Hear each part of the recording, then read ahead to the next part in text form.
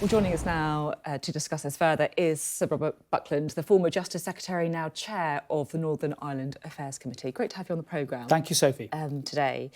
Firstly, do you agree with the UK government's decision to grant immunity to people who cooperate with the new independent commission looking at the Troubles? Well, I'm speaking in a personal capacity. I did support the bill and I did work on the preliminary policy basis to deliver the bill when I was still in government. And there's no doubt that there had to be, I think, despite all the horror and the concern and the anguish that people feel, there had to be some movement here, not just because of prosecutions, but because of the large number of inquests that, on a Conservative estimate, would take many, many years to work their way through. Now, that's not just an issue for the UK government, it's an issue for the Irish government as well. And you know, I'm very concerned today that relations have got to a point where both governments are now in a sort of standoff on an issue that they really need to be working closely together with, on the basis that information needs to be shared with the victims of violence.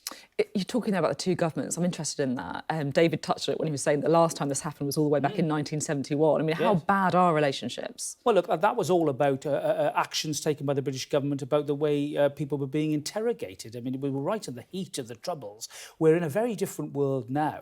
I think what I'd say is that I draw attention to the Stormont House Agreement of 2014, which talked about dealing with legacy issues. There was an agreement that both governments would work together. There'd be a collaborative approach.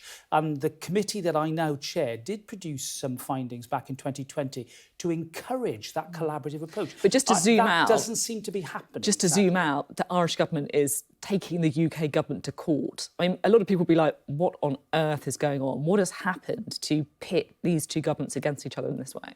Well, I think that there was a feeling, clearly, that the UK government had gone too far ahead of itself in terms of acting unilaterally. I mean, I agree with your report. I think there is, I'm afraid, a little bit of domestic politics in all of this, and that's perhaps understandable. But at the end of it all, you know, opening a legal action in Strasbourg does not necessarily mean an end to the need to talk diplomatically. And I would urge both governments to do so, rather than waiting for what I think would be a rather lengthy piece of litigation. And the history of interstate litigation in Strasbourg is not a happy one. It tends to take many years, and that just leads to more delay for victims and their families. You know, as you say, you know, the Irish government have brought this under the ECHR, the European Convention on Human Rights. Complying with the ECHR is obviously part of the Good Friday Agreement.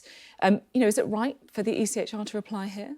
Well, look, the ECHR underpins the Good Friday Agreement in a way that is deeply profound, and it's all related to historic and localised issues about trust in the integrity of the judicial process, to be frank. That's why it was underpinned in that way. You know, it's been echoed then by the 2014 Stormont House Agreement. Let's not forget, we've got domestic challenge to this bill from representatives of families in the Northern Ireland courts. And I think it might have been perhaps advisable for the Republic of Ireland to have awaited that domestic challenge within Northern Ireland to happen before launching these interstate proceedings. We've obviously been talking a lot about the ECHR recently. Feels like we're all kind of experts in it after the Rwanda bill. Some of your colleagues want the UK to pull out of it entirely. They're worried, I guess, about the supremacy of the UK Parliament. Are they right? No. British Conservative lawyers wrote the convention back in the late 40s with very good reason. We have a proud Conservative legacy of supporting the ECHR, and I think any responsible Conservative government would want to uphold that legacy and show leadership in Europe at a time when Ukraine, a member of the Council of Europe, is under attack from a former member that has left.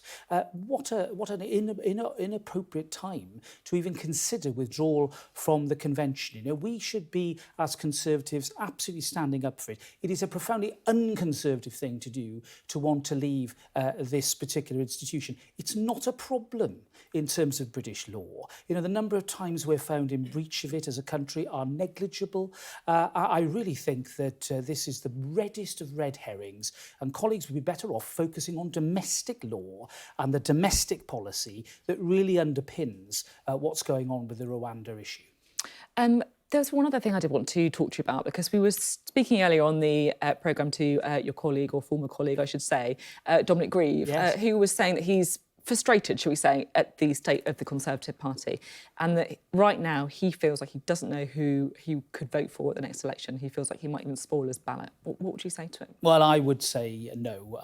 Dominic and I have both been in the trenches supporting our brand of One Nation conservatism for many years. I know that's what he and I share with a passion, and I still believe that it is worth defending, and I think particularly worth defending against a Labour Party that at best is unready, I think, for government, and at worst will probably be a considerably more left-wing Labour government than anything Tony Blair and Gordon Brown ever offered, if you start to examine what it is that they want to do.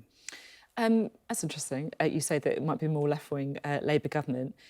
What about Rishi Sunak? Is he a One Nation Conservative? I'm asking that actually quite genuinely. I feel like sometimes I struggle to place him. Well, look, I think Rishi Sunak is somebody who wants to work within the norms. He clearly doesn't want the party to start breaching its legal obligations either here or abroad. He's somebody who is driven, I think, by the right motivations in politics. He's a hard worker.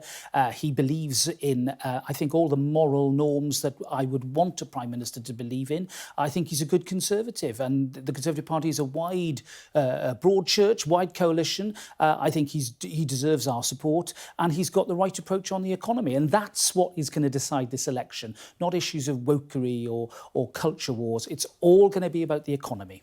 OK, thank you very much. It's great to have you on the programme today. So Robert Thank you. Buckland speaking to us there.